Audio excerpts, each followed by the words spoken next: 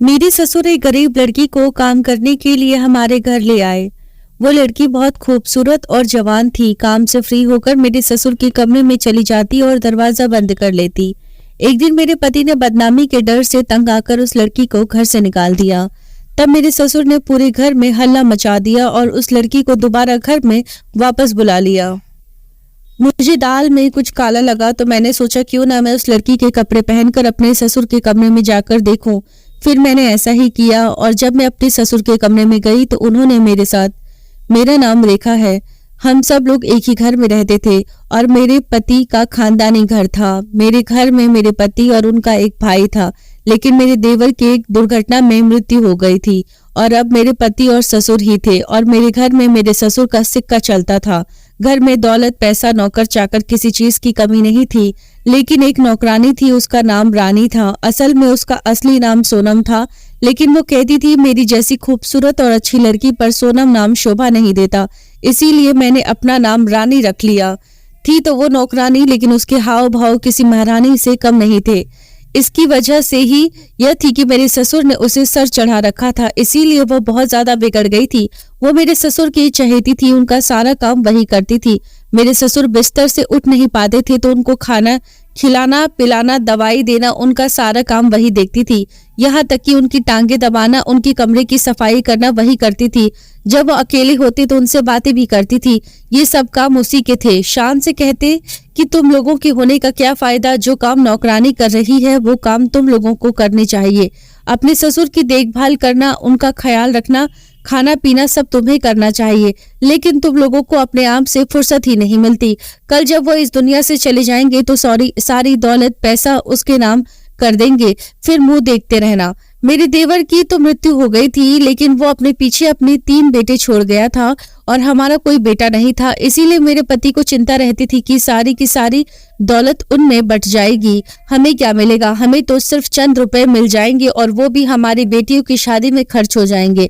इसीलिए मेरे पति मुझे हमेशा यही कहते थे कि अपने ससुर के पास बैठा करो, उनका दिल जीतने की कोशिश करो। लेकिन जब मैं और मेरी बेटियां उनके पास बैठती तो हमारा दिल नहीं लगता था, क्योंकि वो बहुत बूढ़े हो चुके थे, किसी को पहचानते भी नहीं थे। अब भला ऐसे इंसान के साथ कोई क्या बात करे, और बहुत अजीब अजीब बातें करते थे। रानी उनके साथ बैठकर बहुत खुश होती। अब जब वह उनके कमरे में होती तो हंसने की आवाज आती थी। हर समय उसके पास पैसे भी होते थे। एक दिन मैंने अचानक अपने ससुर के कमरे में जाकर देखा तो मैं हैरान रह गई। ससुर जी के हाथ में बहुत सारे पैसे थे और वो रानी को दे रहे थे। मैंने कहा ये सब क्या चल रहा है, आप इतने सारे पैसे इसे क्यों दे रहे हैं, क्योंकि वह पैसे कम से कम 50,000 होंगे। तो उन्होंने कहा कि इसकी पगार है। मैंने भी मौके पर चौंका मारा और पैसे मांग लिए। कहा कि मुझे भी पैसे चाहिए तो उन्होंने मना कर दिया। मैं गुस्से में कमरे से बाहर आ गई और पति से टकराई तो पति बोले क्या हुआ, क्यों पागलों की तरह घूम रही हो। मैंने उन्हें सारा मामला बता दिया।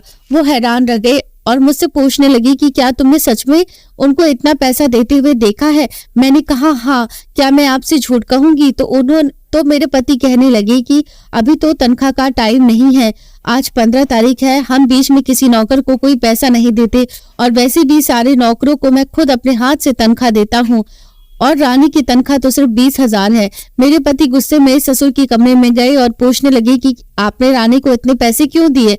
तो उन्होंने बताया कि रानी की बहन बीमार थी, उसके इलाज के लिए पैसे चाहिए थे, इसीलिए मैंने उसको पैसे दे दिए। इसमें कौन सी इतनी बड़ी बात हो गई। अब क्या मैं अपने पैसों से किसी की मदद भी नहीं कर सकता, इसके लिए भी क्या तुमसे पूछना पड़ेगा। और वैसे भी मैं इतना बीमार रहता हूँ, ना जाने कब मर जाऊं। मैं चाहता हूँ जाते जाते कुछ नहीं तो कुछ काम कर लूं और पुण्य कमा लूं, जो ऊपर जाकर मेरे काम आए। तुम लोग क्या चाहते हो, ये पैसा मैं तुम्हें दे दूं? क्या फायदा तुम लोगों का, ना तो मेरे पास बैठते हो, ना मुझसे मेरी तबीयत का पूछते हो, ना मेरा ध्यान रखते हो। जान जाती है मेरा कुछ काम करने में, तो फिर मैं क्या करूं। मेरे पति को बहुत अफसोस हुआ और मुझे गुस्से में बोले कि आगे से पिताजी के कमरे में जाकर कोई फालतू बात मत करना। ये कहकर वो अपने कमरे में चले गए। कुछ दिन बाद मेरे पति ने मुझे एक और बात बताई और कहा कि तुम्हें मेरी बात सुनकर घर में चौकन्ना रहना है, जिसे सुनकर मेरे होश उड़ गए। उन्होंने मुझसे कहा कि मुझे लगता है कि रानी पिताजी के साथ कोई चाल चल रही है। वह झूठ बोलकर पिताजी से पैसे लेती रहती है। कल जब मैं बाहर जा रहा था तो मुझे रानी का भाई मिला। मैंने उससे पूछा तुम्हारी बहन की तबीयत कैसी है? उसने कहा कि मेरी कौन सी बहन, मेरी तो सिर्फ एक ही बहन है जो आपके घर में काम करती है और वो बिल्कुल ठीक है। ये बात सुनकर मैं हैरान रह गया। उसने अपनी बहन की बीमारी का झूठ बोला और वो बहन जो है ही नहीं। पति ने कहा ये लड़की बहुत चालाक है, इसीलिए मैं तुम्हें ये सब बता रहा हूँ। तुम उसकी तरफ से होशियार रहना और उस पर नजर भी रखना। एक दिन मेरी दोस्त घर पर आई। मेरी दोस्त अक्सर मेरे घर आती क्योंकि हमारे घर पैसों की कमी नहीं थी। शायद इसी वजह से वो मुझसे दोस्ती भी ज्यादा रखती थी क्योंकि उन्हें मेरे घर अच्छा खाना मिलता था और चीजें भी मिलती थी। उसने नौकरानी को देखकर कहा ये कौन है? तो मैंने कहा कि ये नौकरानी है। तो उसने कहा कैसी बात कर रही हो, ये नौकरानी है। इसने जो सूट पहन रखा है वो कम से कम 10,000 का है। मैंने कहा क्या कह रही हो? उसने कहा हाँ बिल्कुल, यही सूट मेरी एक भाभी भी लाई है और ये आजकल बहुत चल रहा है। बहुत कम लोग इतना महंगा सूट खरीदते हैं और तुम्हारी नौकरानी ने इतना महंगा सूट पहना है और तुम्हें पता ही नहीं। ये सूट तो तुम्हें पहनना चाहिए था। मुझे उससे जलन होने लगी। मेरे घर की नौकरानी इतना महंगा सूट पहन रही है और वह सारे घर में ऐसे फिरती है जैसे कि घर की मालकिन यही हो और घर का कोई भी काम नहीं करती।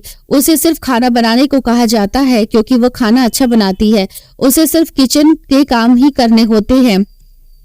वह खाने बनाते ही ससुर के कमरे में चली जाती थी। एक दिन वह ससुर के कमरे में बैठी थी और कमरे से हंसने की आवाज आ रही थी। मैं जाकर बोली भी सुनो किस बात पर इतनी हंसी आ रही है? कहीं ससुर उस पर नोटों की बारिश तो नहीं कर रहे हैं? मुझे दरवाजा खटखटाने की कोई जरूरत नहीं थी क्योंकि मैं यहाँ की मालकिन थी। मेरा अपना घर था लेकिन दरवाजा तो अंदर से बंद था। मैंने खोलने की कोशिश की लेकिन मुझसे दरवाजा नहीं खुला। वह लोग अंदर हंसने में इतने खोए हुए थे कि उन्हें पता ही नहीं चला कि कोई दरवाजा खोलने की कोशिश कर रहा है। मैंने तुरंत अपने पति को कॉल करके सब बता दिया। ये सुनकर मेरे पति भी हैरान रह गए और कहने लगे कि पता नहीं इस घर में क्या चल रहा है, कहीं यह लड़की हमें किसी केस में न फंसा दे। ये लड़की तो दिन ब दिन पिताजी के करीब होती जा रही है। इसके तौर तरीके, इसके घर में रहने का अंदाज कुछ तो है जो हमें पता नहीं है। ये सारे घर में मालकिन बनी घूमती है। अब तो ये हमारी बात भी नहीं सुनती है। इसने कुछ तो ऐसा किया है जिसकी वजह से इसको हमसे कोई डर नहीं रहा। एक दिन मैं अपनी बेटी को खाना खिला रही थी, अचानक मेरे हाथ से प्लेट गिर गई। मैं रानी से कहा कि रानी ये साफ कर दो, तो वो खाना बना रही थी तो उसने मुझसे कहा मैडम खुद ही साफ कर लो, इतना बड़ा तो काम नहीं है। और मैं उसकी सूरत देखती रही। मुझे गुस्सा आ गया। मैंने उससे कहा नौकर हो नौकर बनकर रहो, हमारे सर पर चढ़ने की जरूरत नहीं है। हमने तुम्हें यहाँ काम के लिए रखा है जिसके तुम्हें पैसे मिलते हैं, समझी? कपड़ा उठाओ और ये साफ करो। पर उसने मुझसे कहा मैं खाना बना रही हूँ, मुझे पहले खाना बनाना है और वैसे भी जो आपने गिराया है उसे आप ही साफ करें।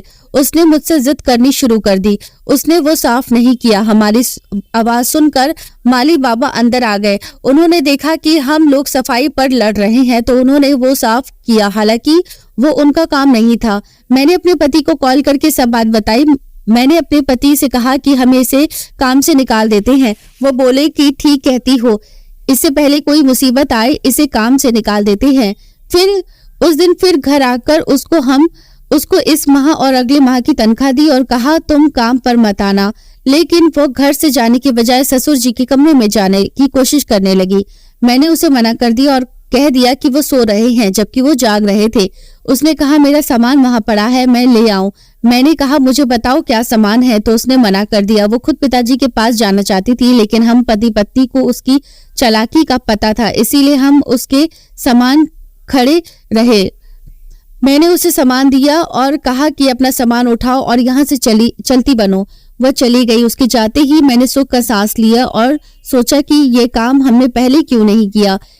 उस लड़की से हमारा कोई रिश्ता नहीं था और न ही वो हमारी कोई रिश्तेदार थी जिसको हमें घर से निकालने के लिए सोचना पड़ता या कोई चाल चलनी पड़ती। वैसे भी तो नौकर तो आते जाते रहते हैं। मेरे पति ने कहा मैं और नौकरानी का इंतजाम कर लूंगा जो खाना बनाया करेगी और किसी उम्र दराज औरत को काम पर रखेंगे जिसका काम सिर्फ खाना बनाना होगा। घर से रानी को निकालकर मैं बहुत खुश थी, लेकिन अभी रानी को गए कुछ दिन गुजरे थे कि अचानक रात में ससुर जी की तबीयत बहुत ज्यादा खराब हो गई।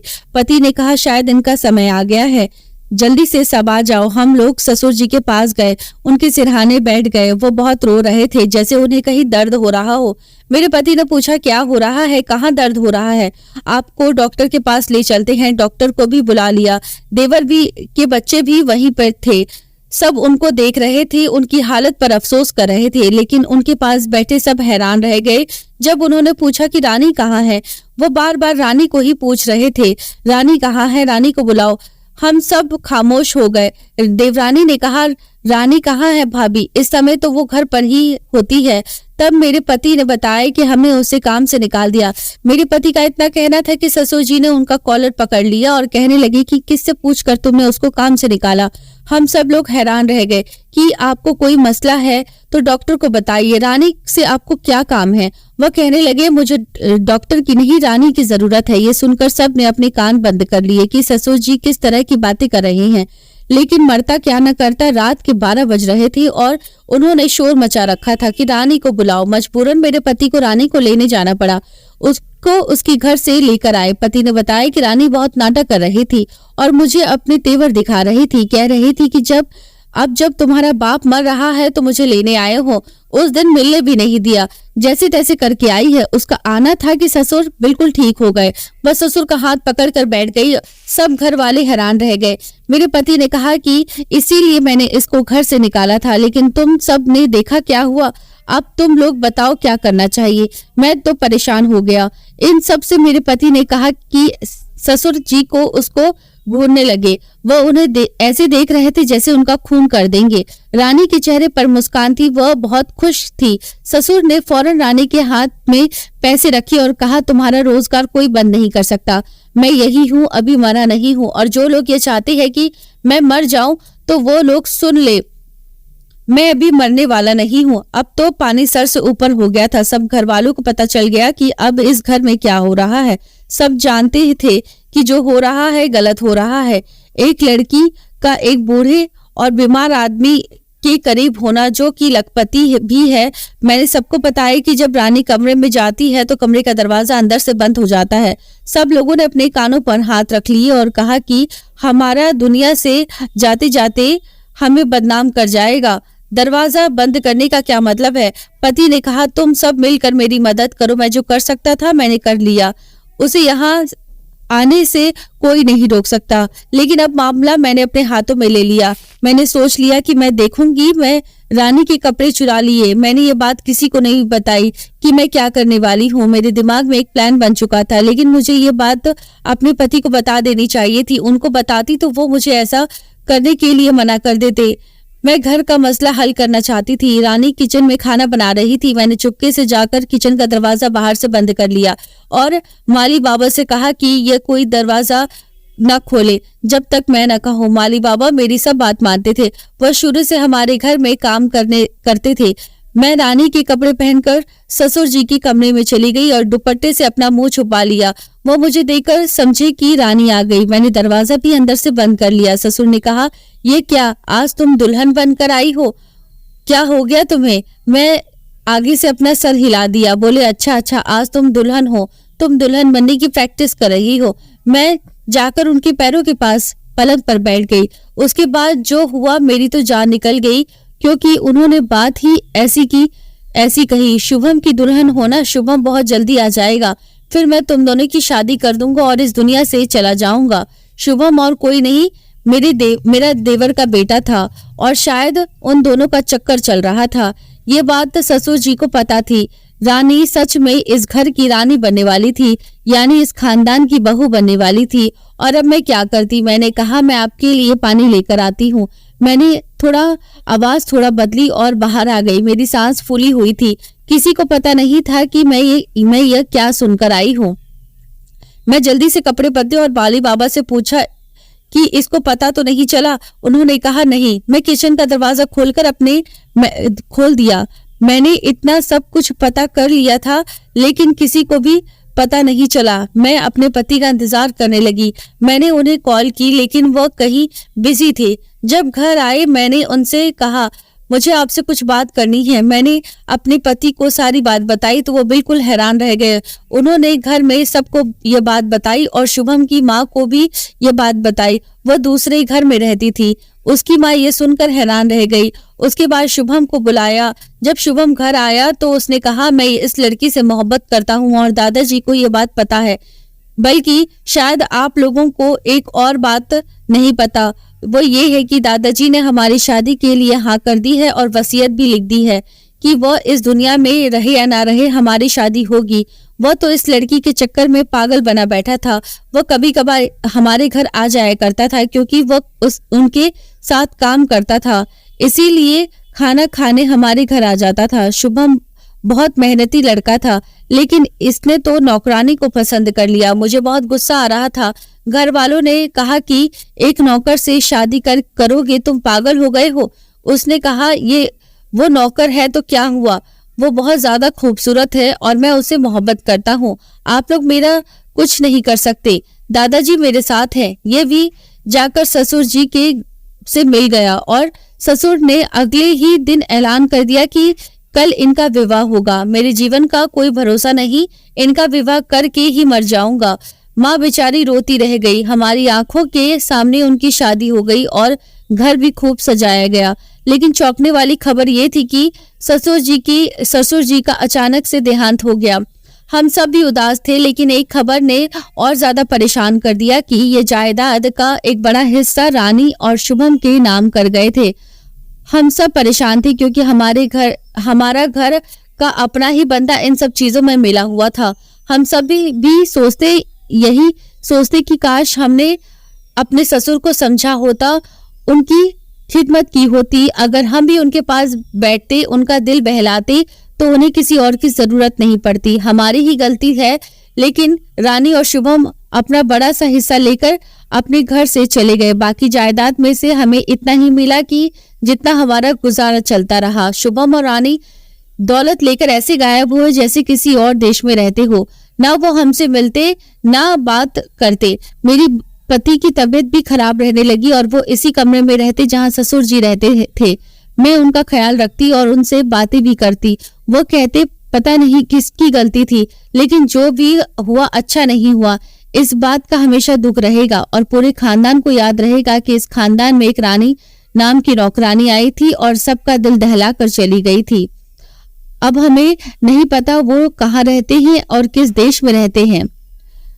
हेलो दोस्तों, आशा करती हूँ कि आपको हमारी कहानी अच्छी लगी होगी। आपकी कहानी के बारे में क्या राय है, प्लीज हमें कमेंट बॉक्स में जरूर बताएं। और मेरे चैनल पर नए आए हैं तो प्लीज चैनल को सब्सक्राइब करें और वीडियो को लाइक कर दीजिए। धन्यवाद।